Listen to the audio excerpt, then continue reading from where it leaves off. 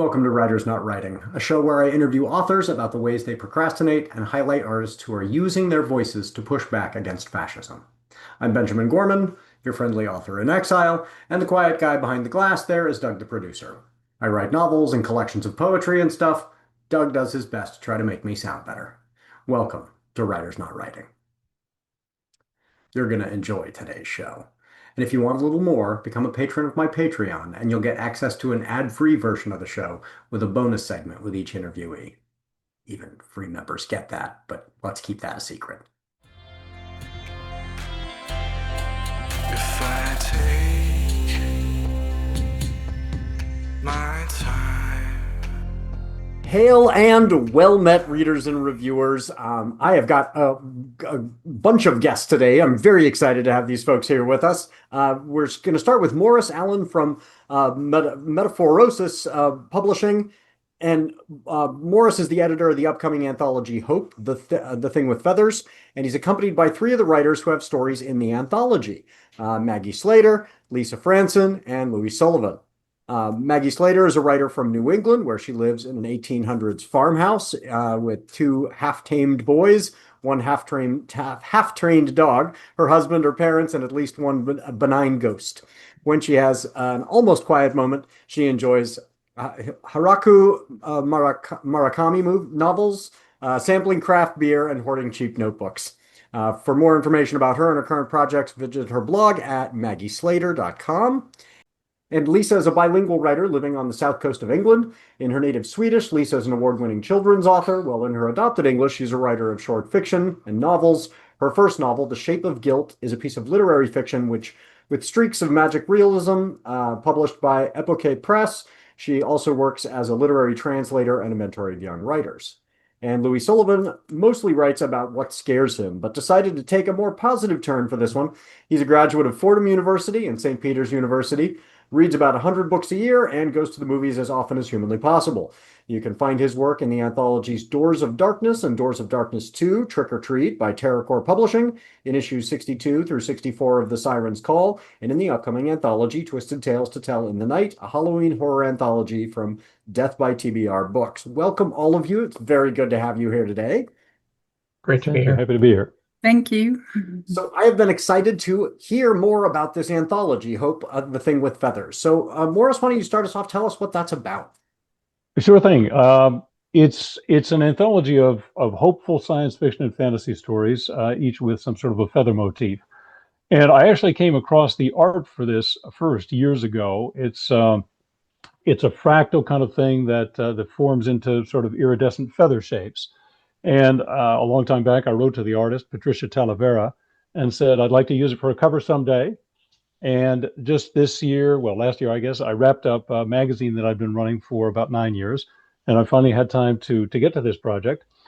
And at that point, it was clear that in 2025 in the US, we'd either be celebrating some hope or we would need a lot of hope. And obviously, it turned out to be the latter.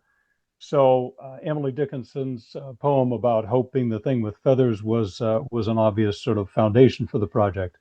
The book is out on the 2nd of August in hardcover, paperback, and ebook formats, and I'm really pleased with the stories that made it in here. So I asked some of the authors to come along and talk about them. Oh, that's so cool. And Lisa, how about you? How did you come about connecting with this? So I'm a part of a group of readers and writers of fantastical fiction, and we've been meeting online since the pandemic. And one thing we do is to message each other submission opportunities. And it was through such a message that I came across the call for stories to this Hope anthology. And I actually wrote my story For All That Is and Still Lives specifically for this anthology, which is something I rarely do. But it just fitted so beautifully with a sort of a sequence of short stories I'm working on at the moment. And it's all sort of centered around the theme of population control. So I instantly saw before me this crow, possibly the last one in the world, leaving behind one single tail feather. Oh, that's great. And Louie, how about you? How did you come about connecting with this anthology? Yeah, so I found a call online. It stood out to me. And as noted, I'm usually a horror writer. So this instantly jumped out at me. I heard The Thing with Feathers and my brain went, oh, B-movie, creature feature, beware the thing with feathers. And I was initially thinking of taking it in the direction of like overcoming fear. Maybe having the thing with feathers be some sort of nightmare or sleep paralysis demon. I was milling that idea around, took some time away from it to kind of let it, bubble around in my brain. Um, and then the line just hit me out of nowhere. All of this used to be forests. And I realized from that I had my hook for this story, abandoned the creature feature thing, and realized let's change gears. Let's take a look in a more post-apocalyptic survival fantasy nostalgia angle. As I did that, actually, Morris was excellent as an editor on this and coaxed out an even more detailed and interesting story than I was expecting it to be when I first Oh, sat that is down. very cool. And Maggie, how about you? How did you connect with this one? Well, I'd worked with Morris before for Metaphorosis, so I'd seen the call for the Hope Anthology, but I kind of thought, kind of like Louie did, that I probably didn't have anything for it. I write pretty dark stuff most of the time. I got my start kind of with Apex magazine, so I tend to go dark.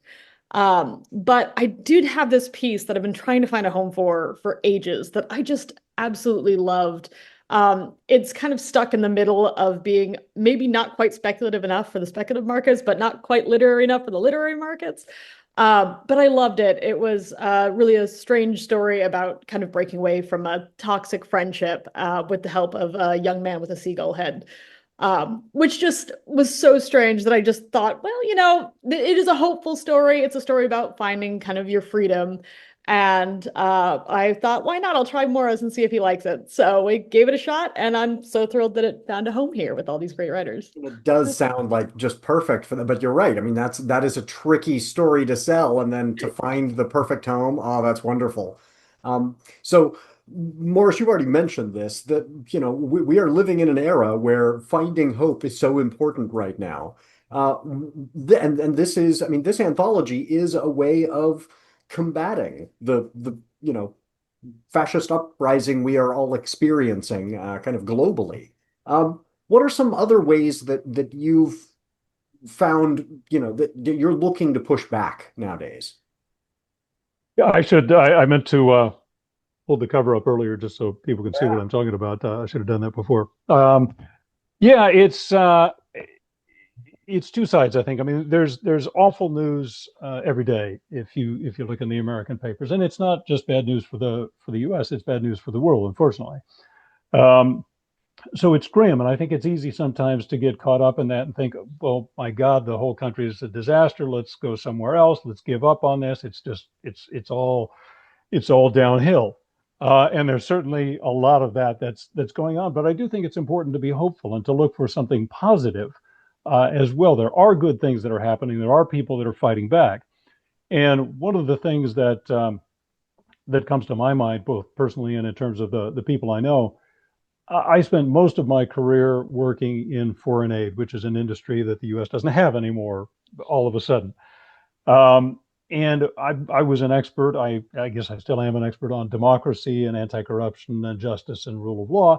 And there's a big need for that in this country suddenly. And there are a lot of my colleagues who are similarly experts or more expert who are suddenly out of work. And so many of those people are finding ways, some big, some small, to fight back and resist, whether that's just financial support or it's in-person support or protests or writing letters.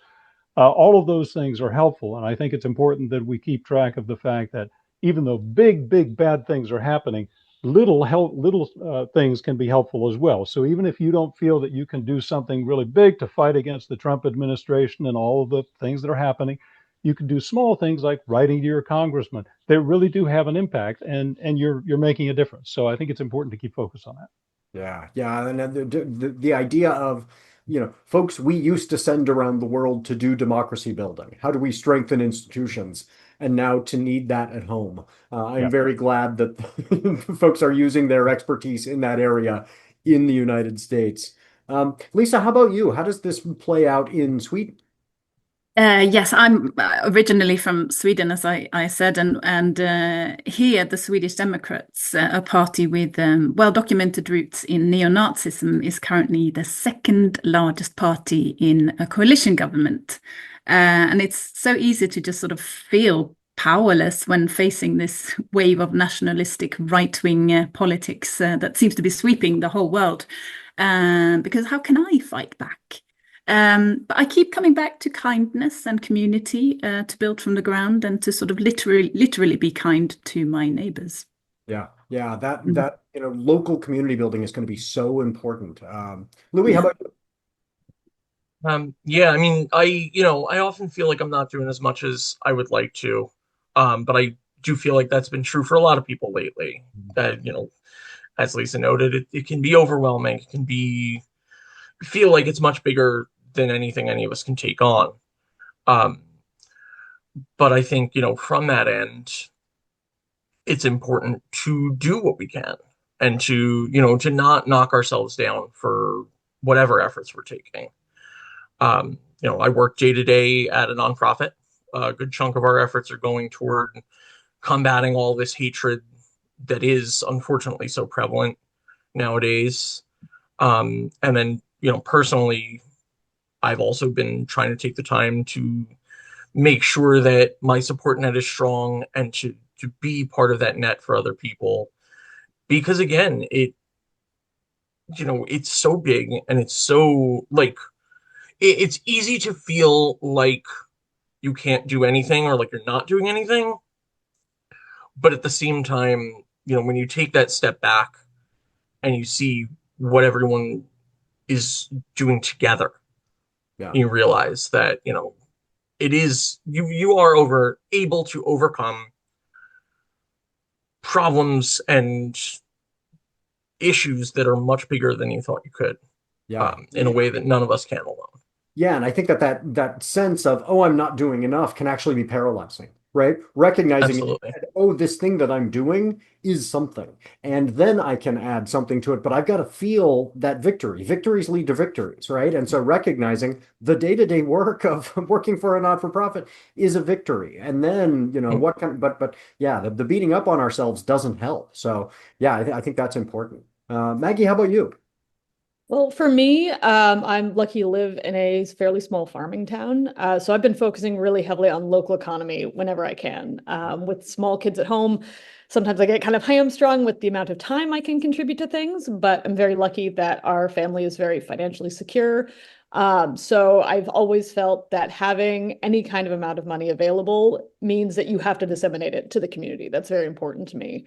I think one of the problems in our community right now, or in our country right now, is a tendency to cling to money and not put it back where it belongs.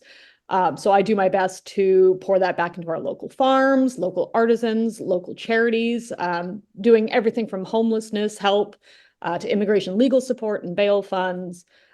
Whenever I get really, really angry and frustrated, I tend to have a problem with that.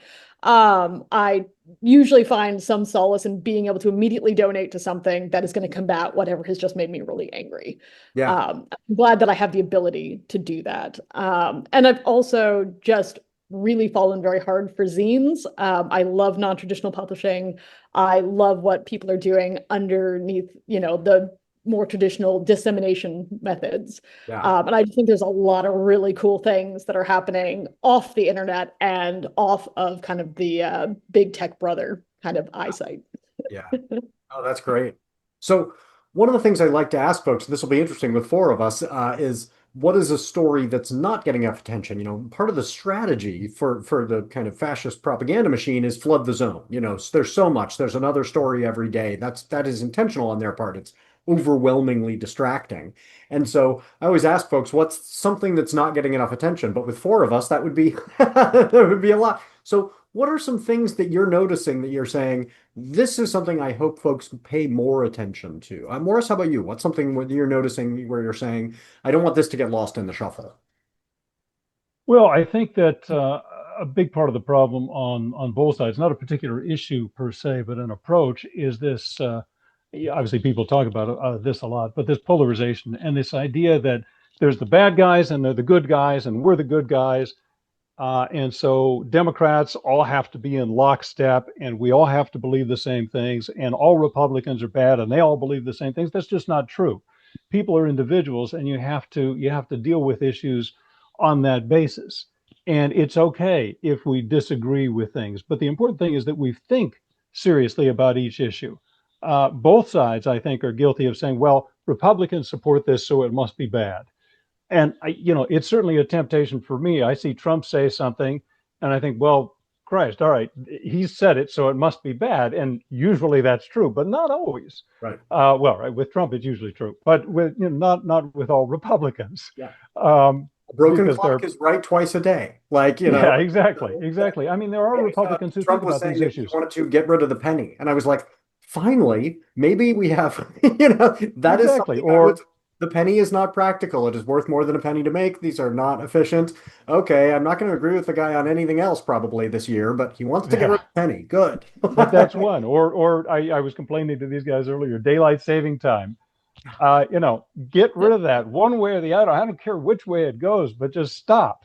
And there are people who are on the side of that. So I think it's important to think about the issues and not just have a knee-jerk reaction. And it's certainly tempting. You see something, it's bad. Somebody makes a sharp comment on Blue Sky or wherever, or you want to make one because everybody's tempted to, oh, hey, I said this clever thing, but is it a helpful thing to the discussion? And I think it's important to think about that before you jump in with your quick reaction. I think we're all guilty of that, and certainly I am. Yeah. Maggie, how about you? What's something people should be paying attention to that they might miss? Yeah, I mean, certainly I agree with Morris that there is a need for compassion. It's really, really hard. Sometimes I tend to swing from the Godzilla burn it all down kind of anger to really wanting to lean into that Mr. Rogers helper energy of recognizing that there's so much we can do just on a one-to-one basis. And it's very hard when things are so polarized. Because like Morris said, there's a lot of assumptions that happen. I mean, there's a good chunk of my family that are Trump supporters. And I know from firsthand experience that, say, during the pandemic, there was a lot of talk about how Trump supporters don't wear masks. They don't want to do vaccines. My side of the family on that was very dedicated because they have always been a bit of a germaphobe, but they have been very supportive of that front. And sometimes that gets lost in the media landscape. And I know other people that have had, other perspectives that I don't agree with, but we have to find a way to work together, working with our neighbors, talking on a more regular basis, even about things that aren't politics. Sometimes that reminds us that we have other things in common, even if we really dislike their politics, which is really, really, really hard sometimes. Yeah. But I absolutely love the idea of decentralizing economy. I've been really obsessed with that lately and reading a ton about it. And there's some wonderful newsletters out there on how to support local economy and kind of decouple it from the corporate mentality that has kind of driven us to this point in the first place. Yeah. Louie, how about you? What's something that you hope folks don't miss? So I think that, a lot of times, and this kind of goes with my last answer, but a lot of times, we're faced with many things to juggle and process and, keep moving smoothly. There's a tendency, and again, maybe this is a me thing, but I don't think it's just a me thing, a tendency to treat ourselves as the easiest ball to drop in that juggle. So I would say that something that people need to pay more attention to really is their own health and sanity and comfort, and make sure that, we're not under prioritizing self-care.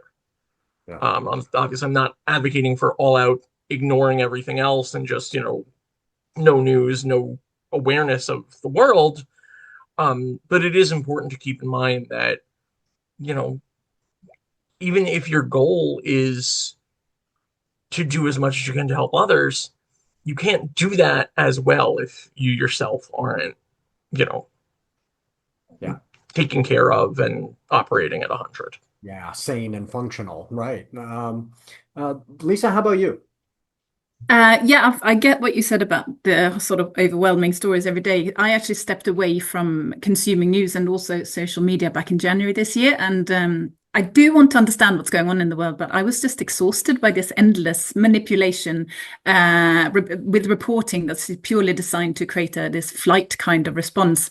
So I set my lead word for 2025 as creativity, and I joined an improv class and I started making things with my hands again. And now I've had about 6 months off, and I'm slowly sort of returning back into the news, but in a sort of a strictly managed way and with my head in a much better space.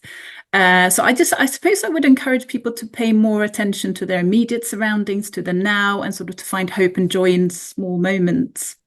Yeah. Yeah. Well, and there's that balancing of, Mm. what do I need to be aware of to be an engaged citizen? And it's not nearly as much as is coming in through the fire hose, right? And then what can I have influence over? And often so much of what is coming at you is not going to change the way you vote, is not going to change what protest you engage in. It's not going to change the work that you do for your own local community. It's just, here's another extraneous fact that's going to upset me. And so, having that kind of filter of, is this actually going to help me be a better neighbor to the people around me? If not, maybe I'm consuming too much. And I know I'm totally guilty of over consuming news and, getting really angry about it. And so, yeah, managing that I think is really wise. So when you're faced with all of this, again, it can get totally overwhelming. What's something that's been a healthy distraction?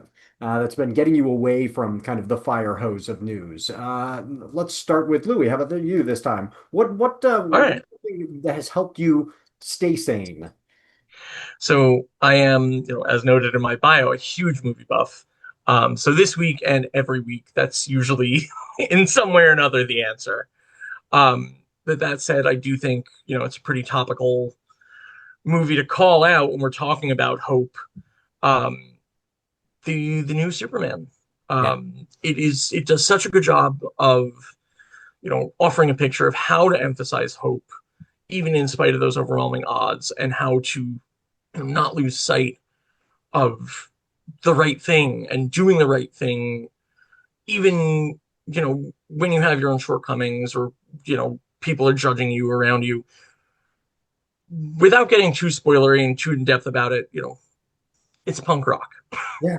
Yeah. A delightful movie. I really enjoyed it. And I felt like I really identified with kind of the meta story around the story, the way people went, Mhm. oh my gosh, this movie is so political. No, no, no, these are ideas that were at one time non-controversial, right? Mhm. When I was a high school English teacher, I taught To Kill a Mockingbird, and watching the way that the Mhm. response to that changed over the course of my 20-year career from, the non-controversial idea of it is wrong to kill a black man for no reason to you should stop teaching To Kill a Mockingbird. It has become political, right?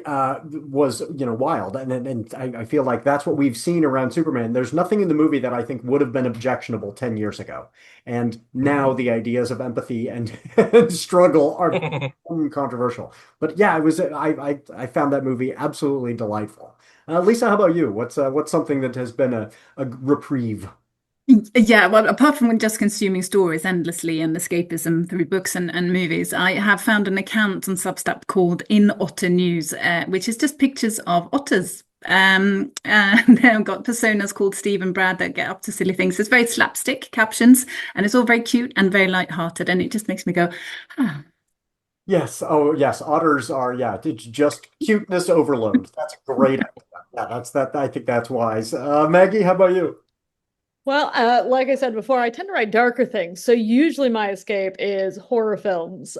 So my husband and I recently rewatched Oddity, which is one of our favorites. I have The seen jump all. scares are just so much fun. And sometimes it's nice to be reminded things could be worse. They could be so much worse. Yes. On the non-horror side, I just started reading Fellowship of the Rings to my sons. And I just love how much they're enjoying it. It's not a fast book. It is not efficient. It is not in any way like what they tell you modern things need to be to hold the attention of the youngest generation. But they love it, even if they're just talking about what they're eating. And it's just so delightful to watch how much they're enjoying that. And the fact that, yeah, plenty of younger kids are capable of enjoying slower things. This Yeah. is not a requirement for things to be fast Yeah, for I them was to so enjoy. struck when they made Hobbit films. They had Right. add a character who was chasing them, because when you read the text, they would go to a place and just stay there for a month. And I'm like, that sounds amazing. And I've loved that in fiction lately too, is finding older books that are just so chill and slow paced. And you're like, oh, that's right. I enjoy this. This feels good. Well, it's a good reminder for us as writers too. People don't need the pace and the stakes. I think there's been a kind of rediscovery of the cozy too. People and the rest. I think that's our escapism now, is rest. Yeah, the characters then sleep. Yes. Morris, how about you? What's something that's been a reprieve? Yeah, I mean, on the point you were just discussing, I think a few years ago, 10 years ago, maybe 15, I discovered or rediscovered Clifford Seamack, and he has a lot of these contemplative stories. He's got some adventures as well, but there's a lot that are kind of, it was autumn and he sat there in the evening on his front porch and not much happened. And I love that. I wish there were more of that. Yeah. For myself, I was telling Maggie and Lisa earlier, I just, after a 2-year hiatus due to injury and what have you, I went out kayaking for the first time in 2 years. And I live on the Oregon coast, and there are estuaries all over the place. There are public boat ramps everywhere. And my spouse and I went out, and we were just floating down the river. And there's gray herons over here, and purple martins over here, and bald eagles up there. And it was beautiful and quiet. And I thought, this retirement thing, I may not have asked for it at this time, but it's pretty good.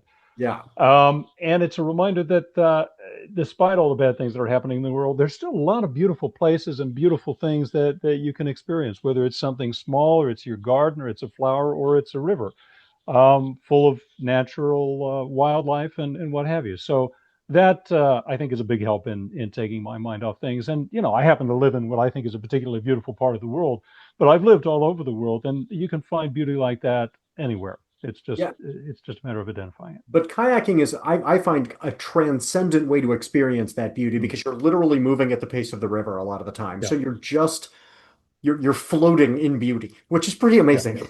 Yeah, exactly. That is wonderful.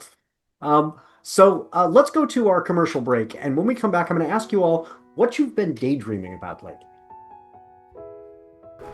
NotAPipePublishing is excited to announce our huge summer sale. Everything on our online store is 25% off. Let's face it, it's hot. So read a great book in the shade, wear a new shirt to the barbecue, sport the merch, and save. Share this with all your bookish friends. bit.ly/NAP store. bit.ly/N, lowercase a, capital P, lowercase store. Fascist purges always begin with books. If you can't imagine a better future, you'll never fight for one. At a time when oligarchs and politicians are trying to divide us, to scare us, to silence us, it's more important than ever to speak up, even when it sometimes feels like screaming into the void. Celebrations of established foundations all of a sudden screeching, discordant, as the preachers become ignored by the God they adore, pathetic and anti-fascist literature is one way we fight back against the rising tide of hatred and ignorance that seeks to drown the sparks of empathy, community, and curiosity that are the birthright of all human beings. And then maybe you understand. Never let them silence your voice. Never let them push you down. And never forget that your mommy loves you. Through our stories and poems, we articulate our love for each other, our desire for justice, our need for freedom, and our determination to make a stand. The seductive depths of the ocean are more appealing than physical contact with either of them. A mental stream of David Attenborough narration carries her through the awkwardness.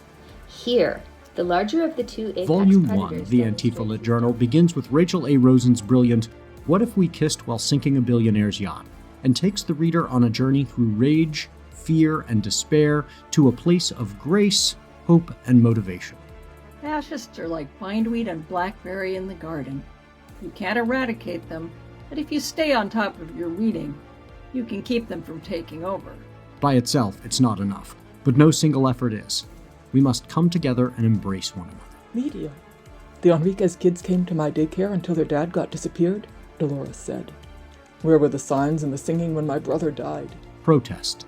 Boycott. Strike. Demand your representatives do more. Protect the vulnerable. And support the people who are fighting alongside you through their art. The kind who sits comfortably where evil meets idiocy and drinks up what he's fed through tubes painted red like the doors of those they tell us are better off dead.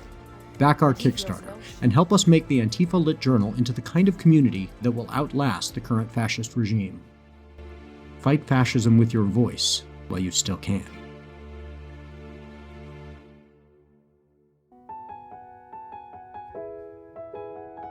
So welcome back, everyone. I am here with Morris Allen and Maggie Slater and Louie Sullivan and Lisa Fransson. And I'm excited to ask all of you, as authors, some of the work we actually do is just daydreaming. And that's part of the process. So what have you been daydreaming about lately? Lisa, let's start with you. What's been a daydream? So yeah, of course, I'm a daydreaming pro, like I'm sure we all are. But currently, I'm just completely lost in a new story. I'm researching my third novel, which is set during the outbreak of the Second World War and based on a particularly dramatic event that my husband's grandmother was a survivor of. And she was from New York, but ended up marrying a poor journalist from Cornwall in the UK. And because the family is quite well known in New York, there's lots of historical documents, and I keep finding nuggets of information that just literally makes me squeal. So I'm just lost in this world and this time. Oh, that's cool. Maggie, how about you? What have you been daydreaming about? Well, I mean, usually my problem is that I don't stop daydreaming about anything ever. And it changes so fast. But I have been spending a lot of times obsessing over algorithms and social media and death because I was writing a story that related to that. I've been reading Filter World by Kyle Shakra about how algorithms flatten culture and also make it harder to find generically less popular things, which is a lot of the weird stuff that I like. And also how we alter how we produce art in order to attract the algorithmic eye, and how that changes what art is. I'm also find that I'm returning to my more defiant teenage roots as I get older, strangely. And I've been collecting a lot more weird, less popular finds, books, films, games, everything that's just strange and unexpected. I put that all usually on my Substack called The Odd Scope, which is just all the weird things I find delightful. And mixing that with a book called Digital Souls, which is about what happens to our media presence after we die, has definitely made for some very interesting thought processes. I need to give that a whole lot more thought too, because I love that and I hadn't thought enough, and maybe none of us have thought enough about the fact that if the algorithm is saying this is popular, therefore you need to see it, it's going to force a kind of homogeneity. Exactly. And so that, and as somebody else who likes weirdness, I'm going to have to be more conscious. I need to give that some, how am I going to find the weird when that's not being teed up? When it won't be funneled to you, for sure. That's interesting. That the hunt for the weird will actually be a little more of a challenge in an algorithmic world. I will be daydreaming about that myself. Morris, how about you? What have you been daydreaming about lately? I tend not to do that much daydreaming. I'm either reading or writing, but at night when I go to bed, I do kind of what I call maybe structured wish fulfillment. And it tends to be, all right, what if aliens or gods or somebody came to the earth and said, okay, you can have this one power. Well, and then I think about, okay, hey, what would you do? What would the power be? That's pretty easy. But then what are the requirements? What are the complications of it? And sometimes that works its way into my books. More often it's just thinking through sort of ethical and logistical puzzles of, okay, you can't just have everything. There's always, responsibility or a downside or what have you that comes with it. So it's a lot of that kind of thing. My answer is always that I'd be a healer of animals of some kind. So if the aliens ever come, I am ready for them. Yeah. Mine would be teleportation. I love to travel, but the part that I hate the most about travel is the actual, like airplane. Absolutely. Getting there. You give me teleportation, I would. We were just talking the other day as a family about, what places would you want to see? And my wife was saying, I have no interest in going to this country or this country. And I was like, there is nowhere that I have no interest in going. I really do want to go. I've got kind of a ranking, but yeah, so yes, figuring that out is almost like as a fantasy author, figuring out the power system for a magic system. What is going to be the downside? Because otherwise, otherwise it's too easy and they cast the magic spell and everybody is happy forever after. There's always got to be, well, if you did this, if you had free power, how does that affect the power generating companies, or how does that affect coal mining or something that's complicated to work out? Obviously, none of these things will happen, but still. But yeah, it is fun to think about. Louis, how about you? What have you been daydreaming about? I have had cryptozoology on the mind. Yeah. I took a trip a couple weeks back to West Virginia, which, side note, is completely packed with cryptids. If you have any interest in this kind of thing, a road trip or what have you down there is well worth it. Um, we got to see some great stuff. Point Pleasant, for the Wolfman. There's a really charming Flatwoods Monster Museum in Sutton. Um, I it's don't a even know that. fun. What is a Flatwoods monster? Oh, all right, cool. We're gonna take a second tangent on here then. The Flatwoods Monster is possibly an alien. It's this like it's got kind of a head that looks like a spade in a deck of cards. Big yellow glowing eyes. Might be wearing a dress. It's bonkers. And it showed up to like a small group of people in this little West Virginia town in like I think it was the late 50s. Um, Again, a lot of fun. But anyway, yeah, so I've been, immersing myself in the lore of all these creatures. Obviously, Bigfoot's in there too. Um, and I'm planning to just, take all that knowledge, crystallize it, and hopefully, I might be making the jump into doing my first novel sometime soon. Got a pretty good idea for an adventure story, looking to land kind of tonally somewhere between The Mummy, the classic Brendan Fraser, what have you, 1999, and what the Fantastic Beasts movies should have been. Should have been. So You will stay like tuned. my latest series. I've got the third in a trilogy coming out, and it's what if all the monsters of kind of the classic monster, Hmm, vampires, werewolves. What if they all existed and met in Las Vegas annually for a convention about how to keep them that's safe? awesome. Convention of fiends and things go awry and it's procedural, like, oh, there was a new business item, but nobody read the fine print on the and what happens. And I've had a lot of fun with that, and so yes, and putting all the cryptids together in one story I would absolutely read the out of that. That would be great. I'll have to come back once it's done then. Yes, absolutely. I would totally have you on and we will geek out. That would be a ton of fun. Um, so where can folks, before we get to contacts, I need to hear about what's going on with all of your writer lives, so announcements. Morris, let's start with you. What has been going on you've got a big announcement basically like a few days from now. Let's remind everybody what's happening. Sure. Actually, so the first thing coming up is the release of Hope. You need more hope? Here it is. Hope, the Thing with Feathers. It's an anthology of hopeful science fiction and fantasy stories with feather motifs. That's going to be released on August 2nd, just shortly before Worldcon, and it's available for pre-order now. So that's the big thing. And we will and I've got a story in pre-order there. that as you're hearing this. Don't forget, just go Exactly. pre-order it now. The wonderful thing about a pre-order, and I will say this to every reader, listener out there, is if you're like me, you can pre-order a book and then forget about it, and you actually get the pleasure of the experience twice because you go, "Oh, I am excited about this book." And then you forget about it, and then it arrives. So pre-order it immediately, and then forget you did. And when it shows up, you get to enjoy the anthology that you were at one point looking forward to, and then forgot about.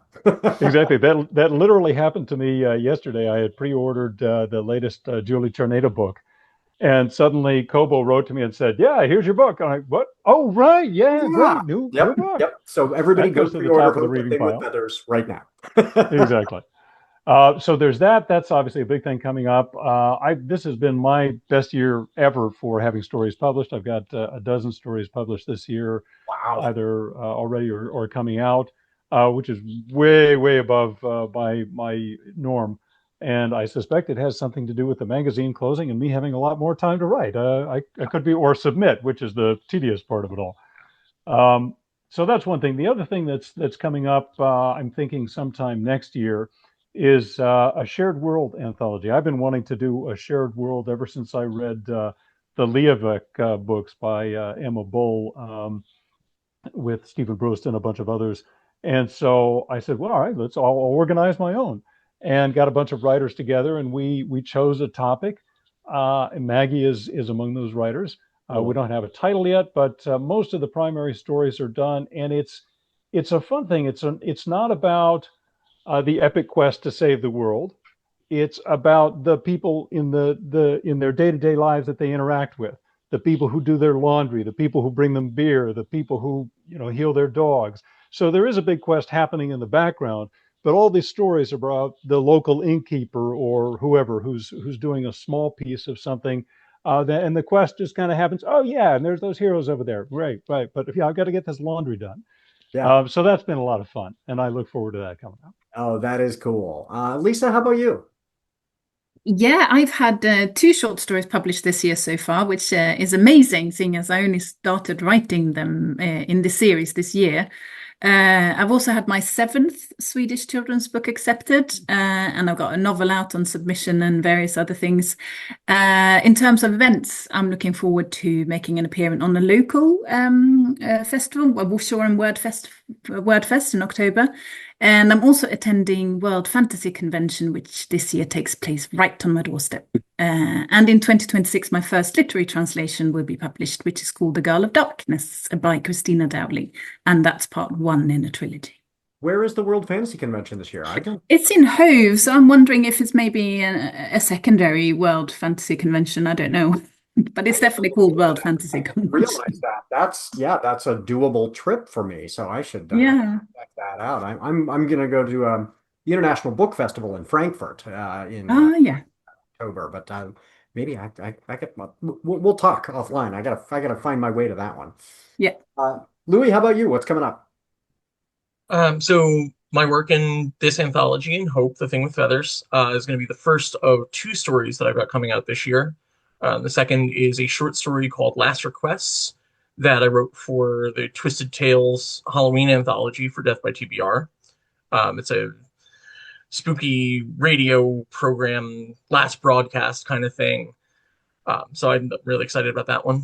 And, as I was just noting in my last answer, I'm trying to work on my first novel. If anybody's got any tips and tricks, I would definitely appreciate them. Yeah. And Maggie, how about you? Well, at this point, I'm just hoping to survive the summer with 2 kids at home, which tends to make writing very complicated. But I do have 2 stories that just came out so far this year. I have one called Gluten Breath, which came out in the Core Review, which is about sentient bread and complicated breakups. And I also have a preparation of tombstones, which just came out from Kaleidotrope, which is kind of a weird horror story about grief. Other than that, I'm playing with making zines. I'm making an appearance very briefly at Worldcon this year in Seattle. And otherwise, we'll see once the school year starts what happens. Then things can ramp up writing-wise, yes. Exactly. So where can everybody find you? Morris, where's the best place for folks to connect with you? 2 places. One is at bmorrisallen.com, Morris. My grandparents never got that right. They always called me Maurice, but Morris. And the second for publishing is at metaphorosis.com. And this is one that many people get wrong. It's always metamorphosis or something else, but it's basically metaphor, OSIS. So metaphorosis is the easiest way to remember it. And that'll bring you to the magazine is closed, but all the stories are still up. The books that we're publishing, and there's quite a number, open calls, things like that. Yeah, and we'll put links to those in the show notes. So folks, if you're, on a podcast or you're watching the YouTube, just scroll down and you will see the links right there. Lisa, how about you? Where can folks find you online? So I write on Substack under the banner of This Writing Life, which is like a behind-the-scenes look, the successes and failures of a writing life. And my website is lisafransson.com. Yeah, which sounds like Louie needs to be reading This Writing Life. Starts the novel. So Louie, how about you? Where can folks find you? I keep it pretty simple. It's louiesullivan.com. I haven't started a Substack or anything like that, but I am thinking about it. Yeah, yeah. The progress report as you go through the novel, because you'll find that there are highs and lows throughout the process. Maggie, how about you? Well, I'm online at maggieslater.com, which is kind of my baseline home. Everything I post online ends up getting put on there. I also run the Substack, The Odd Scope, which is just odd, strange things, recommendations, things like that. Yeah, battling the algorithm. I got to check that out. So I wanted to ask you all, what is on your TBR pile? I try and very intentionally not make this show homework. So instead of something you've already read, what's something you have not read that you're looking forward to? Morris, we'll start with you. What's on your TBR pile? I've got a huge TBR pile, unfortunately or fortunately, but the two things that I'm most looking forward to are collections by some authors that I've published in the past in the magazine. One is by Suzanne J. Willis. It's called Of Starfish Tide. She's a terrific writer. She's also participating in this Shared World anthology. And then another one is by Thomas Ha called Uncertain Suns. That one just came out, and you've probably seen people commenting about that on Blue Sky, but he's a great writer, and that promises to be a lot of fun as well. Lisa, how about you?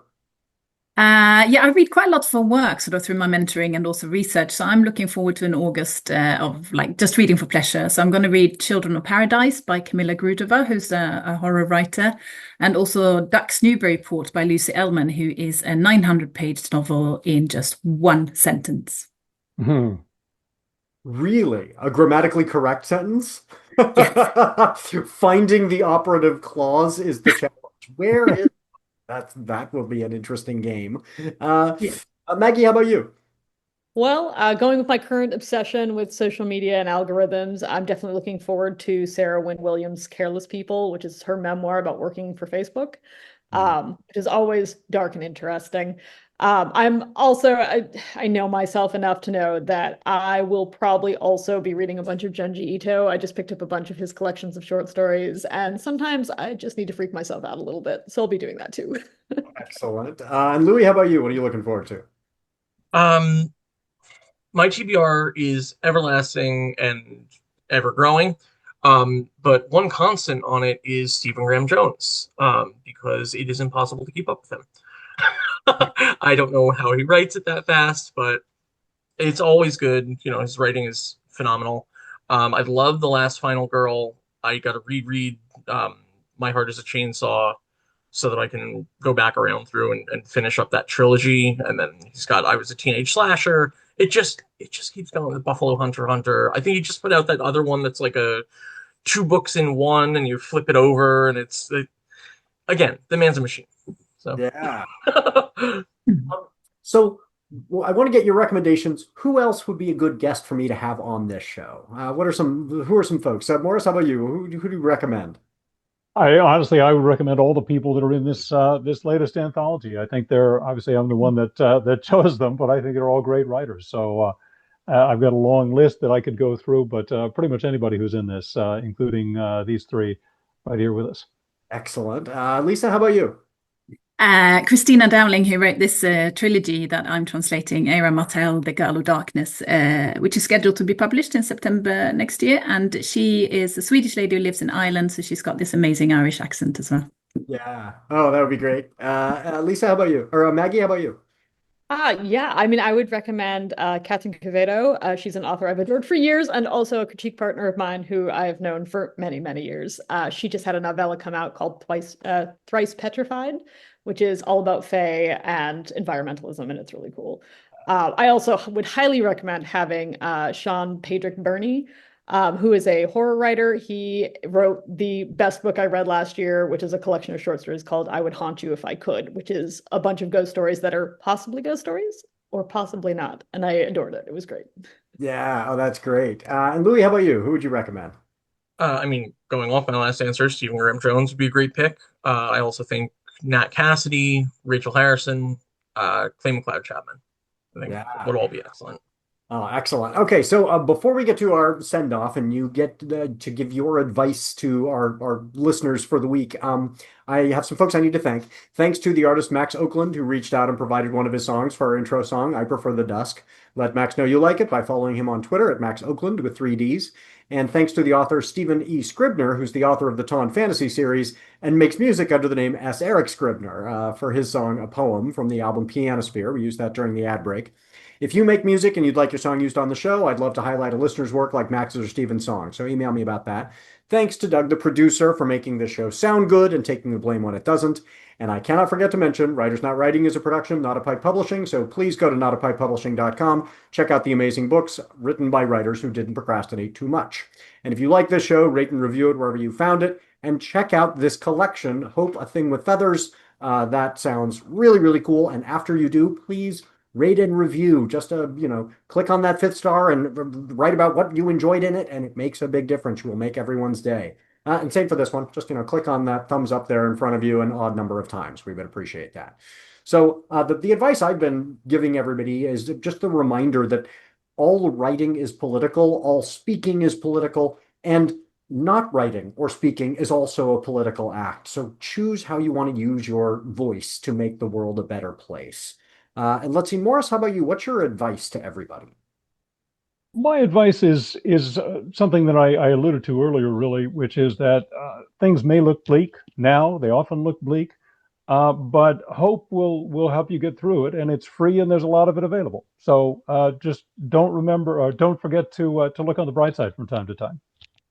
And Louie, how about you? What's your advice for everybody? You kind of stole mine at the end with looking on the bright side of life. I was going to do the Monty Python whistle and everything. I'm kidding. Well, only about the second part. But I think my advice, is to keep your head up, keep your chin up, stay afloat, and do what you can to make sure that you and the people around you are safe and happy and comfortable. And Maggie, how about you? What's your advice? I would just say always pay attention to who benefits from you burning out. Because there's always someone making money off that. Yeah. And Lisa, how about you? I think be kind and compliment each other. Like tell someone they're wearing a nice shirt or something. I don't know. Just spread the love. Excellent. Well, thank you all for being here. This was a blast. Thank you so much. Thank you. Appreciate your having us. Here's a tiny bit of our bonus segment. Become a member of my Patreon and you can get the whole thing with no ads. Lisa, how about you? What's something that you always find interesting about authors outside of the text? I really like to know what they read as children, actually, because like in a pre-internet age, to see what not influenced them, but where they came from. So I was very excited when one of my favorite writers, Tove Jansson, who wrote The Moomins and everything, she writes beautifully. She, like me, read the 1970s Tarzan comics because that's what was available, and it was like you read anything. And like James Herbert, The Rats. Right. Well, it's a great way to then feel. If I take